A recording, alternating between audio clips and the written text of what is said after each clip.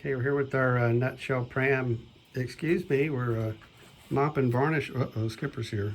I was mopping on the varnish with this custom mop. So if you're a varnish pro or you pride yourself on your varnish, probably you shouldn't watch me put it on, but you can watch Skipper.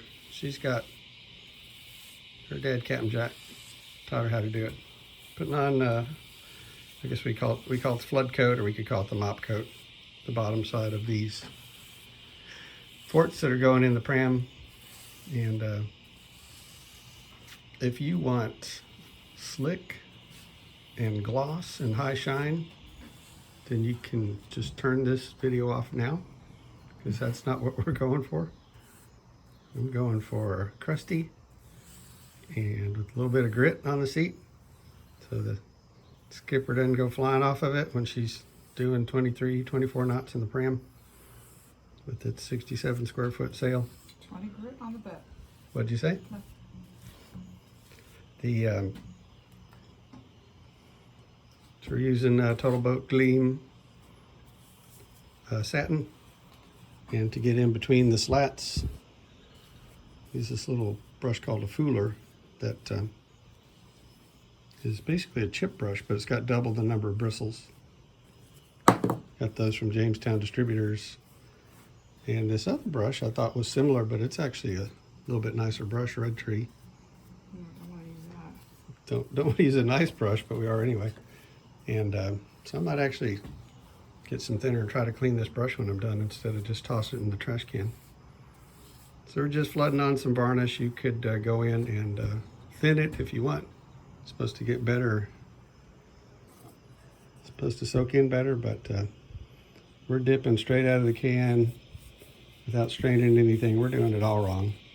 So just if you don't do your varnish the way that we've done ours, then you'll probably have a show-winning boat. The boat you can take to the boat show.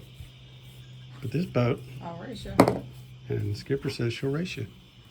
But this boat, we're hoping the first thing that happens to it is little kiddo, within minutes of getting it on the beach, starts filling up with rocks and seashells. And I know if she doesn't do it, Skipper will do it. Oh, Skipper found a spot. So I like this little Redtree brush. It's got really thick bristles. We're using Louis' tip of taping up at the top to kind of keep the bristles from spreading out and keep all the varnish from running up into the brush, and instead on the tips where we want it. And that's going to do it for about now. We're just getting this first coat on, kind of a sealer coat, let it soak in. We'll come back to it later on. We'll spin you around to the Pram today. Got the put the first mop coat of varnish on the mahogany keel. Put the world's tiniest little, I call them bilge rubbers, rub strips on there, so when it tilts to either side, it's not banging right on the seam between the bottom plank and this carbon. Got it sanded. I think there's some Kirby paint and primer waiting on the porch that UPS dropped off. And we might actually, go ahead and wipe the dust off of this, sanding dust off, before we start putting on the primer. Skipper's nodding her head yes. As opposed to the forts, which it's kind of like the more dust the better, because it's kind of our version of non-skid. And she doesn't have anything to add except for our sign-off, which was what? That about does it? That'll do it. That'll do it. So we'll catch you on the next one.